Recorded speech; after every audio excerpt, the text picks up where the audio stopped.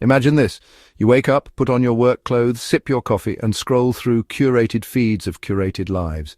You greet the world with a smile, one you've worn so many times you forgot how it started. But at some quiet, jarring moment, maybe in the mirror or in a conversation that doesn't sit right, a thought creeps in. Is this really me? In an age obsessed with identity, aesthetic, career, gender, politics, we celebrate self-expression. But beneath the tattoos, pronouns, personal brands, and lifestyles lies a haunting question. Are we truly expressing ourselves, or simply performing roles assigned by culture, fear, and expectation?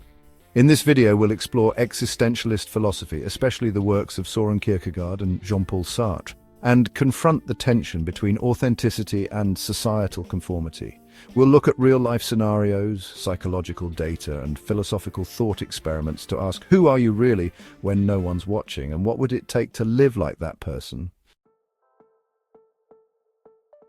The most common form of despair is not being who you are. Søren Kierkegaard. Kierkegaard, a 19th century Danish philosopher, believed most people lived in what he called despair, not screaming agony, but a quiet, subtle denial of one's true nature. Instead of living from the inside out, we live aesthetic lives shaped by appearances, public approval, and immediate pleasures. Consider a lawyer who secretly dreams of being an artist but fears disappointing their family or wasting their degree.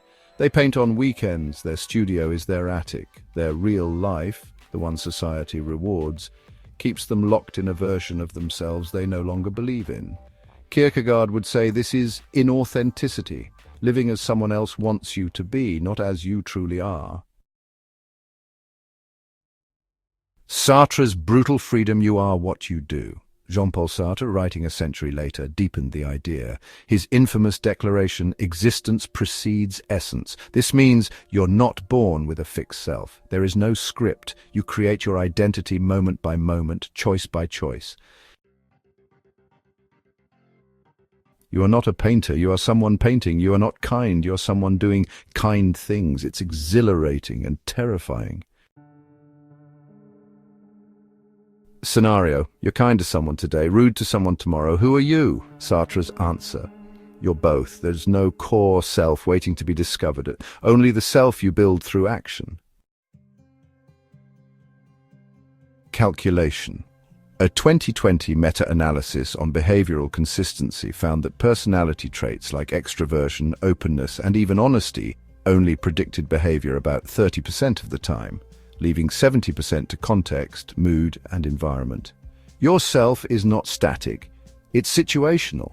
So if you want to be authentic, Sartre argues, you must consciously choose and own your actions rather than blame society, trauma, or who you are. The social, self-constructed identity in the 21st century. Today, authenticity is both a buzzword and a commodity. We are constantly told to be ourselves, but within limits.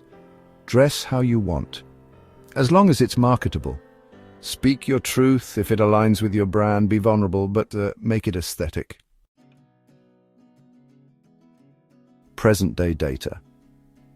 A 2022 Pew Research survey revealed that 64% of young adults feel pressure to present a version of themselves online that doesn't reflect their actual personality. Social media encourages what philosopher Charles Taylor called the dialogical self, one that only knows who it is by how it's reflected in others' eyes. We become mirrors, not beings. Ever post something you loved only for it to flop? And suddenly doubt your taste, your humor, even your self-worth. That's the authentic self collapsing under external validation. Imagine you're placed in a sealed observation-free chamber for 1 year. You're given food, shelter, tools, books, but no way to contact anyone, no cameras, no audience. Here's the question: who do you become when no one is watching? Do you paint? Do you write? Do you sit in silence? Do you even want to do anything? That is your authentic inclination, stripped of performance. Most of us wouldn't know how to answer because we've never lived one moment of pure self-direction. Living honestly hurts and heals. Kierkegaard warned that confronting our true self causes anxiety of possibility.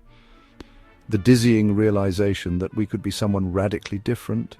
Sartre agreed. He called it nausea, the sickening awareness of our freedom and therefore our responsibility. But this pain, they insisted, is the gateway to living meaningfully. Present-day scenario. Consider those who come out, in any sense, not just LGBTQ+, but artists who abandon careers, people who leave religions, minimalists who leave consumerism, thinkers who defy ideological tribes. These people often report short-term loss, social backlash, or identity crisis, but in the long term, freedom, inner coherence, peace. Because, as Sartre might put it, they finally stopped lying to others and to themselves. Conclusion: authenticity is not found, it's forged. There is no buried real you waiting to be discovered. There is only the courage to become against the grain, without applause, beyond the algorithm. To live authentically is to walk a lonely but honest path, to own your freedom and shape your life as a radical act of self-definition.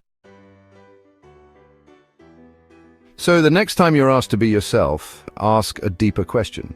Which self are you being, and who decided that's who you are? Thanks for watching.